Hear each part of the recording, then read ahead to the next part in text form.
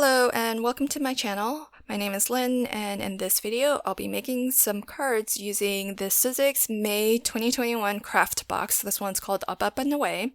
And I'm pulling a little bit of a switcheroo here because my flat card that says hello there is actually different from the one that you'll see in this tutorial. And I'll talk a little bit more about why I redid that card. But here are the 5 cards that I have. The 2 interactive cards, I only make one in this video, but I wanted to show both of them in this recap here. So let's dive in and make some cards.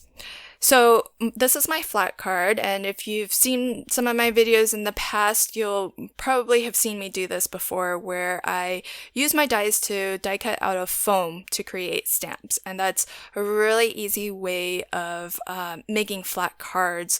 Instead of using die cuts, you use your dies as stamps and stamp right onto your card base. And so what I did there was I actually stamped a second time just right around the edges to give some shadowing. I thought that would be neat, and it turned out pretty well, but I am using a Distress Oxide ink, and even though this is sped up, I didn't actually give it time to dry before I stamped the detail layer, the second layer with the stripes on. And so the colors did blend a little bit, and it just didn't look, the way that I wanted. And so that's why I redid this style of card, but using a dye ink instead, because dye inks will dry really fast. And so by the time you stamp that detail layer on, your first layer will have dried. And the way that I assembled the detail stamp is that I die cut the base layer from foam, and then I die cut the stripes twice. So there's actually 3 thicknesses of foam by the time it's all done. And the reason for that is by having the base layer, one, it lets you line that up with your first stamping.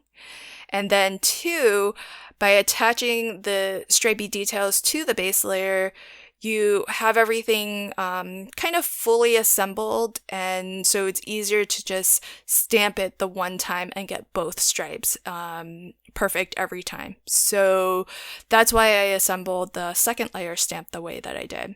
And using the same die, I created some masks. Usually I use Avery removable or repositionable labels. Those make really great masks because it's a very low tack tape, and it's very affordable as compared to products that are marketed as masking sheets. But in this case, I just used some copy paper and some removable tape runner adhesive, and kind of wish I had, pulled out my repositionable labels and made my masks from that instead, because then you get like a full stick behind your mask. So it's a lot nicer that way, I think. But just adding a few die cut clouds here just to finish off my scene, and then I'll also be sure to hang some of these clouds off of the edges. And I think that anytime you do that, it does tend to make things look a little bit more organic and a little bit more like it is a full scene that you're just sort of capturing this one little portion of. And to finish this off, I'm going to add a sentiment. So I did find another Sizzix stamp set that I have, which has this really nice sentiment, celebrate with the banner. And I do stamp this a second time because I didn't like how I cut out the fishtail ends. And I seem to do that every time I have stamped images that I cut the fishtail off of. So I'm going to do this a second time just so that I can get a better cut. The stamp worked great. It was just when I went to cut it out, I didn't like it the first time. And the reason is because I think when I do this, I tend to cut the 2 ends first, where the points are, and you really need to kind of let that extend beyond where I usually think it needs to get cut. It needs to kind of go further out. But that might just be me being very nitpicky about this. So because it's flat, I'm not popping it up on any foam or anything. So this ends up being a very flat card. Next, this will be my layered card, and to make my cloudy background, I'm actually using a stencil that I made myself. So I designed it in Photoshop and then used my Cricut machine to cut it out of Mylar. Because the Mylar is a little bit thick, I did have to do multiple cuts. And I think I used the setting where, you cut a little bit deeper also. So multiple passes and, with a firmer kind of cut.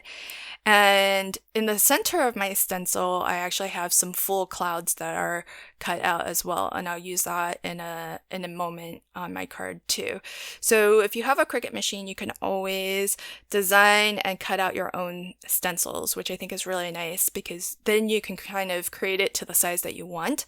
That stencil there, I think, was 8.5 inches square, so it's nice and large, and I can use it on a variety of size cards. So there you saw I used my cloud stencil to just trace around, and I'm going to hand cut that cloud out. And it ended up being the perfect size for my USA2 card.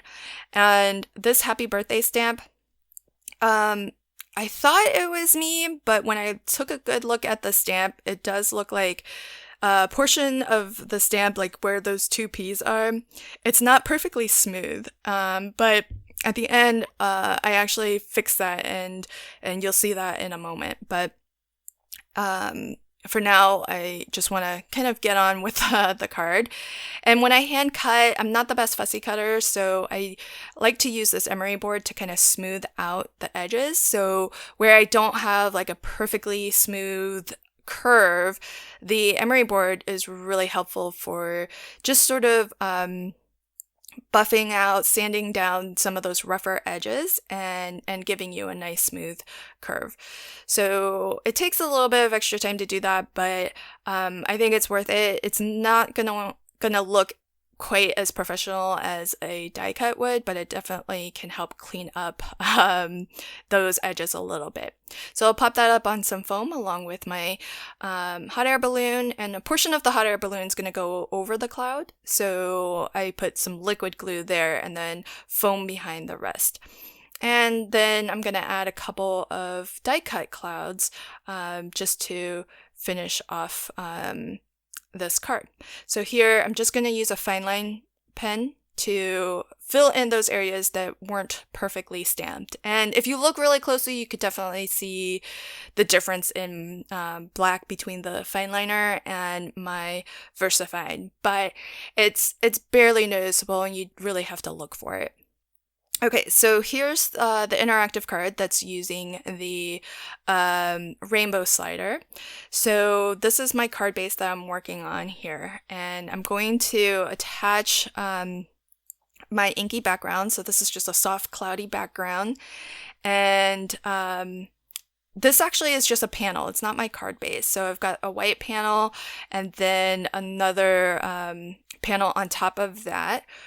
And I am leaving a little bit of a white border.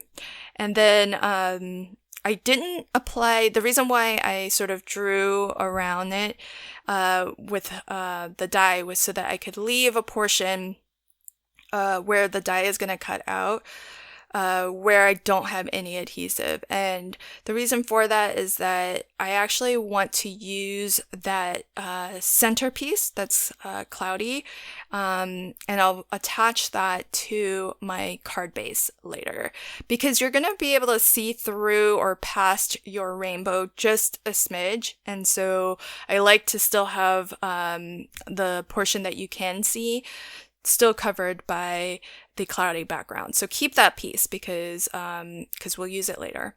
And then here I'm just going to die cut through both layers. And I am using a lighter weight, I think 65 pound for both, so that the die just has an easy time going through both layers here. And that is where this is going to basically be the start of our interactive rainbow slider. And I'm trying to be really careful as I pull this off because I do want to use that that background piece right there. And so you can see here, there was a little bit that had adhesive, but not a lot. And be sure to pop out this little slot as well. And it mostly die cut out. I just had to clean up just one little edge there and get that to completely remove. So that's going to be sort of the basic piece. And here is another piece that I have sort of already inked with my sky background. And the piece that's white there with the slits cut through, that's from this die here.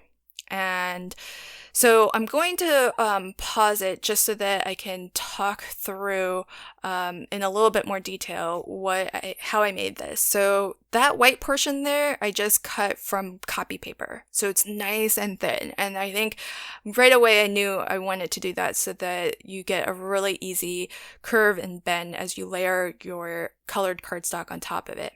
Then the two ends there, I did use the same die to cut out of some cloudy, inky background as well, because you'll see at least one end of that. Then using that same die again, I die cut out my strips for the rainbow colors.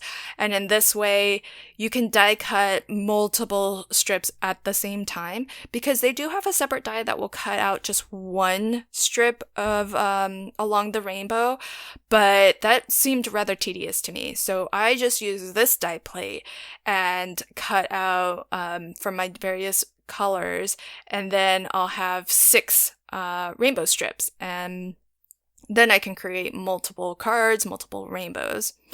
So so that's just a little tip just so that you can make if you plan on making multiples of these, and then if not, you always have those additional leftover pieces to craft with the next time you go to use this die set. So on each of these rainbow strips here, I'm going to put some double-sided adhesive. I don't want to use a liquid glue here because this is getting attached to just plain copy paper. So I don't want that copy paper underneath to warp at all.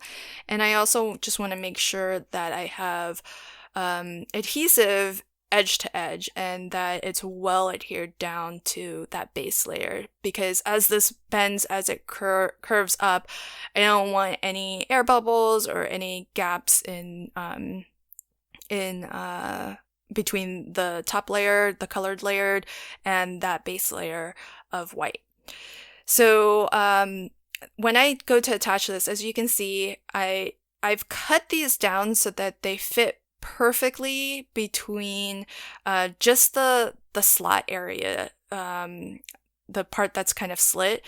So that's a little bit of a difference between using what the prescribed method is, because if you use, let's say, that individual rainbow strip die to cut out your pieces, it's actually going to be longer than what I have here. But I was going for like a very specific kind of curve to my rainbow, and to my eye, it looks a little bit nicer when the paper ends exactly where the rainbow curve begins and ends, because when you have a longer strip, some portion of that is going to get sort of attached under the card mechanism, and you just get a very different curve. You'll see in my showcase video, I'll show a side by side so that you can see what I'm talking about. It's a little bit hard to explain, but I did want to just note that I'm altering this a little bit, so it's a little bit different than what you would see in the Sizzix tutorial, for example. So on the one end, I'm going to glue down just the portion that is sort of that solid cloud portion. And the die set does come with this additional piece that is sort of like your pull tab. And so it already has like a little thumb notch that's cut out from there. It die cuts out the entire piece, so you don't have to do separate notching for this. And then you also get the little arrow, so that becomes a little hint or clue to the card recipient. And I do like to use a bone folder to start to curve and give all of those cardstock strips some training so that they will naturally want to curve up. And so here you can see I just put a little bit glue on that other end, and I'm positioning it so that the colored cardstock basically comes right to the edge of where it's glued under. So by anchoring that portion and having the other portion be able to slide, that's what's going to create that nice arc as you slide this. So there you can see that. And so I, on this one, actually, still a little bit of the cardstock is under that straight portion there. And so that's why I actually did the same card twice. And that's why in my recap video, you'll see it, a second card that's very, very similar, where I did a better job of lining it up so that the rainbow really, those colored cardstock strips are not under that sort of bridge piece where it's attached to the mechanism. So the closer you can get that to the edge, I think the nicer the curve or the arc looks. But that could just be an aesthetic thing. You could definitely kind of experiment and see what you prefer. So I'm going to pop up this entire panel on some foam, and this is just some of that leftover black foam that I used to create stamps using this die set. So I just put those in the center because you're not going to see it even if you tilt it to the side, since there's white foam surrounding it. But then it gives some stability and it makes it feel a lot more solid under there. And so there's basically the mechanism complete, and now it's just a matter of decorating. This sun is really cute. You get all the different die cut pieces to create the little smiley face there, so I thought that was really adorable. And then you get a separate die that will cut out the sun rays as well.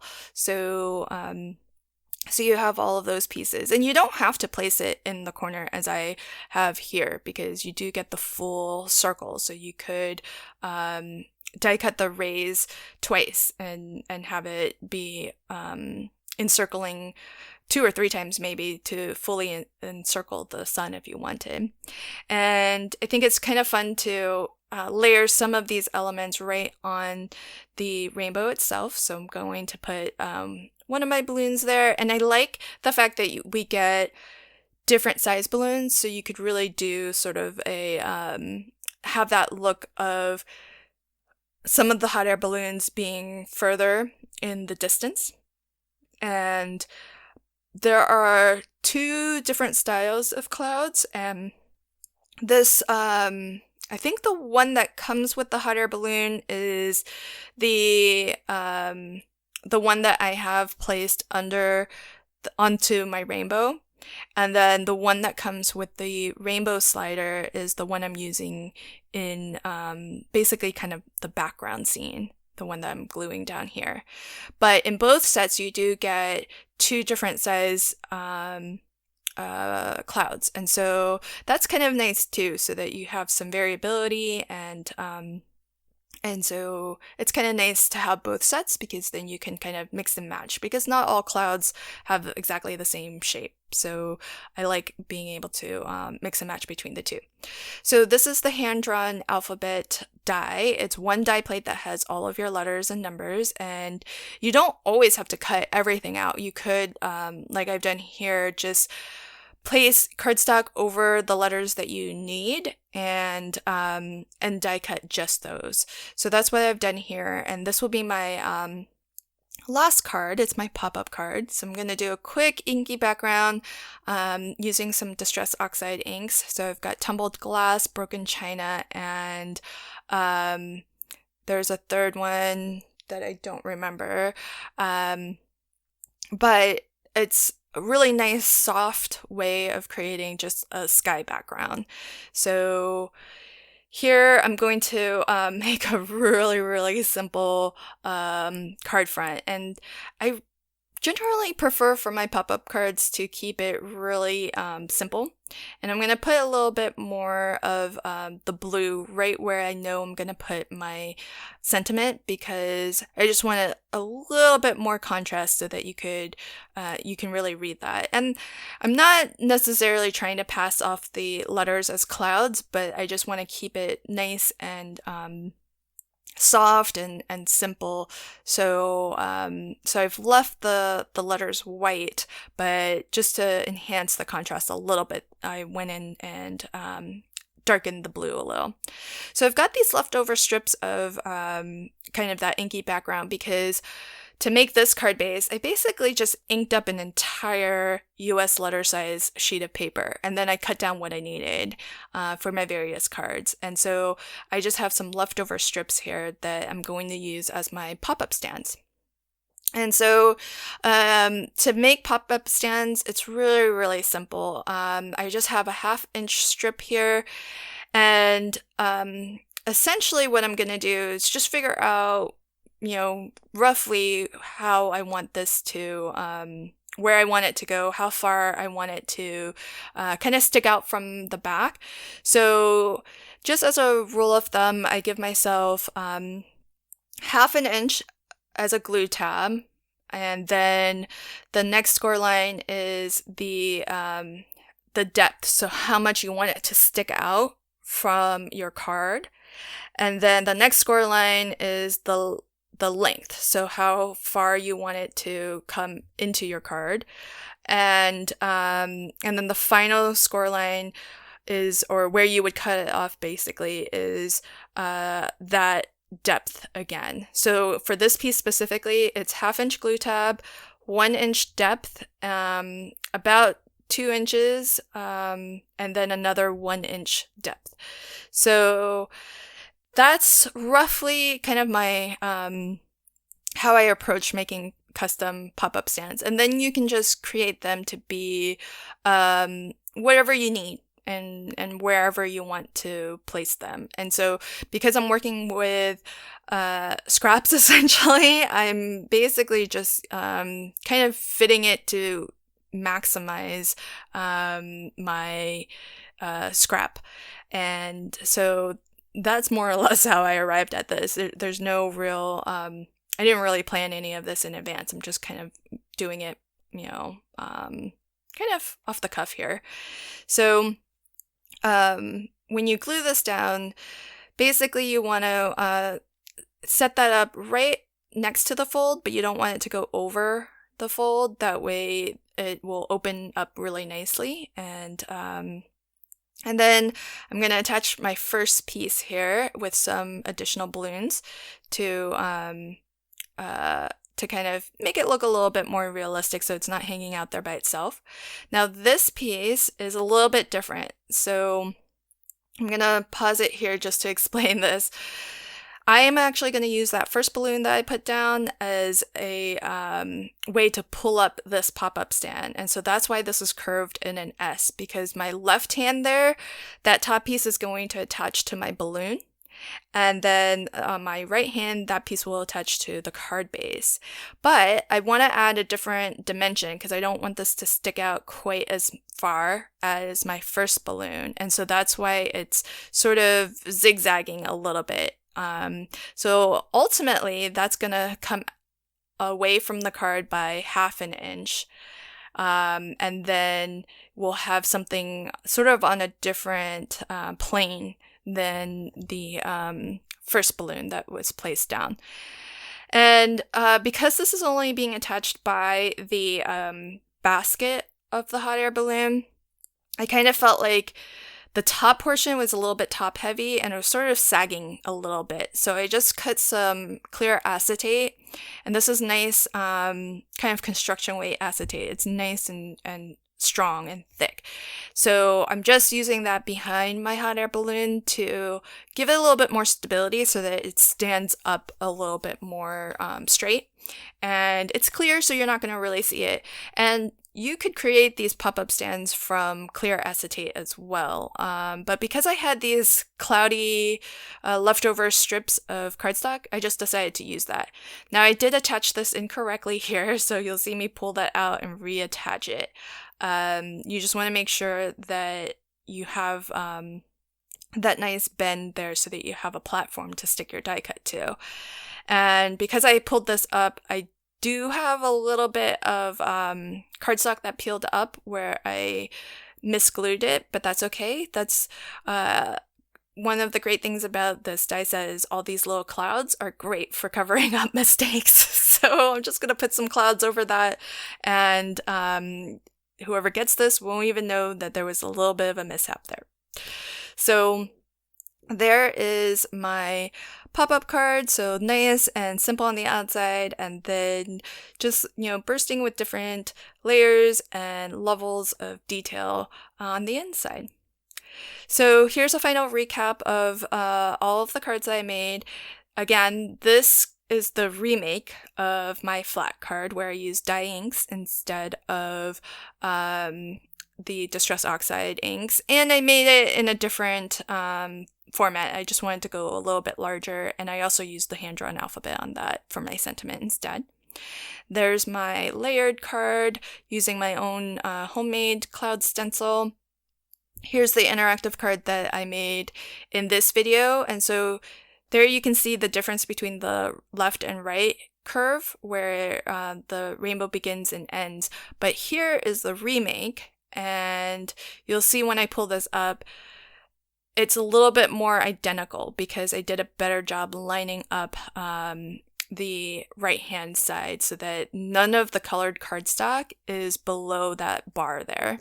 And then this is my final card, my pop-up card, where it's nice and simple on the outside, but lots of layers and dimension on the inside. So those are the cards that I made using the Sizzix May 2021 Up and Away craft box. I hope that you enjoyed these cards, and if you did, please consider liking, commenting, and sharing. And if you'd like to see videos that I post in the future, please hit the subscribe button and the notification bell so that you'll get a notification anytime I post new videos to my channel. Thank you again, and until my next video, happy crafting and have a fantastic day. Bye!